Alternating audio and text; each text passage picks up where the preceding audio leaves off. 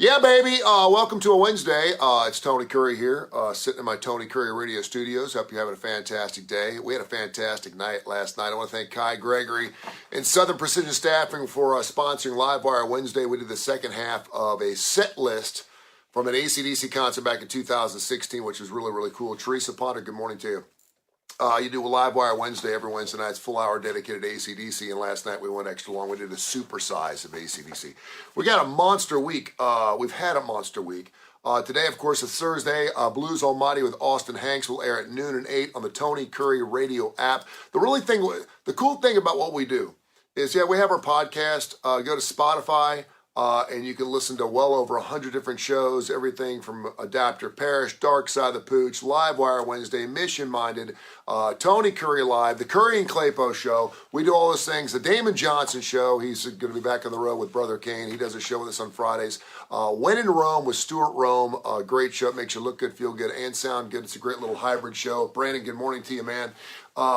But we got fresh new shows every single week. We are working our asses off, man, to give you great, unique programming. So you can listen to those on Spotify or just search Tony Kurre Radio Podcast. But we play them first on Tony Kurre Radio so you get that live aspect of what radio should be. And you can listen to those shows. Download the Tony Kurre Radio app. It's Tony Kurre with a K, K-U-R-R-E, Tony Kurre Radio app. You're helping me out big time by downloading the app. Listen to it. You don't like it, get rid of it. It's fine. But everyone that's gotten it says they absolutely love it. And we've had tens of thousands of people that have downloaded the Tony Kurre Radio app. So it's super cool. So we got that going on. Also, don't forget, coming up this Saturday night, 5 o'clock, we're going to be at the City of Brookwood celebration. Brookwood is becoming a city, which is wonderful. I talked to Mayor Joe Barger a couple weeks ago. He's like, I'd love for you to be my MC, my Master of Ceremonies for this very special night. I said, absolutely. I'll be out there around 5 o'clock. Brian Pia, good morning to you, Brian. I hadn't seen you in a while. And my good friend Damon Johnson has talked about the City of Brookwood. He used to play there a lot. But now my other good friend Taylor Hicks is going to be playing a show coming up on Saturday night. We're going to have fireworks at 9:30. Gates open at 5 o'clock. It's free. It's family friendly. There's going to be jumping booths and there's going to be food trucks, the whole 9 yards. Again, fireworks at 9:30. Taylor Hicks will be taking the stage right around 8:30. Tab Cooley's going to be doing some live entertainment throughout the night. It looks like the weather's going to be hot and killer coming up the City of Brookwood celebration on Saturday. So join me out there. I'll bring a boat ton of Tony Kurre Radio stickers too. So I'll be handing those bad boys out left and right. It's going to be great. So we'll see you Saturday night. I do want to mention a couple other things. Tony Hawk has a birthday today. Tony Hawk, 54 today. Stevie Winwood. Love me some Stevie Winwood, 74. Billy Squire, man, what the hell happened to Billy Squire? He turned 72. If you go to billysquire.com, his website's been under construction for quite some time. It looks like he's mailed it in. And Eric Singer, who took over for Carr on Kiss, turns 64 today, the Kiss drummer for the band. Happy birthday to Eric Singer. There was one other story I wanted to talk about. I thought it was very, very interesting. There is a couple in Kentucky who had Child Protective Services come visit their home this past weekend. Never a good thing. And normally you're like, what's going on here? You think the parents are guilty of something. Why they came to their house is because they have a 6-year-old son who ran a marathon with him.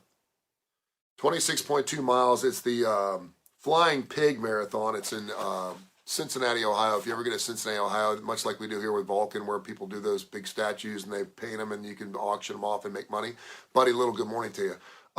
In this particular case, they do it with pigs. So wherever you go in Cincinnati, you see all these flying pig statues all over the place, and you can buy them or auction them off or whatever. So anyway, so they had this Flying Pigs marathon. And this couple has 8 people in their family, and they have a 6-year-old who has run in the past, but has never finished a marathon, wanted to run the marathon. And the family's like, okay, if you want to run the marathon, you can run all 26.2 miles. We'll be with you, because they all ran together. Some of the group got a little further ahead, and they had to wait about an hour till the rest of them caught up, and then they did the whole finish line all together, right? And so Child Protective Services, evidently someone saw this, butted their nose in this family's business, and said, man, I don't think it's right for a 6-year-old to be running a marathon. And so they called Child Protective Services. They interviewed the entire family, and now they're waiting to find out. And I'm like, dude, what the hell's wrong with a 6-year-old running a marathon? Am I missing something here? I mean, I'm not making like a 3 or 4-year-old run a marathon, but 6, 7, 8, 9-year-old kids, they get after it, dude. They probably run 26.2 miles over the course of a couple days in their life anyway. And they were all together.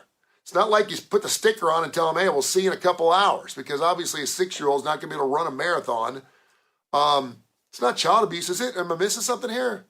I mean, I was 6 years old. I probably ran 26 miles a day, period. Just running around the backyard. Anyway, I thought it was kind of an interesting story. What's your thoughts on that? I don't know too many 6-year-olds that would want to run a marathon.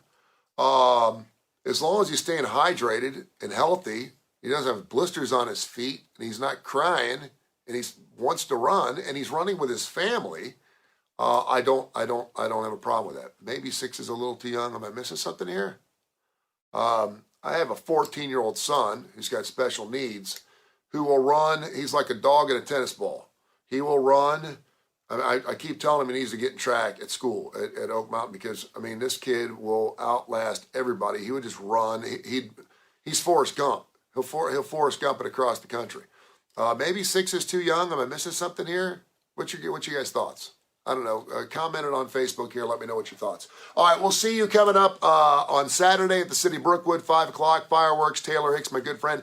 By the way, if you missed Taylor Hicks, I had him on Monday. We're running his interview every night this week at 6 o'clock. Again, you can hear it on Spotify. Go to Spotify and search Tony Kurre Radio Podcast, and you can hear hundreds of great episodes, everything from Tony Kurre Live.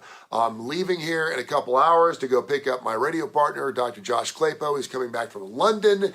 He's been over there for like the last week and a half, seeing his son over in Oxford. So I'll bring him back. We'll get him back on the air next week, a monster week, and I hope you're having a wonderful and faithful and blessed week as well. Love you, and we'll talk to you tomorrow morning. See you.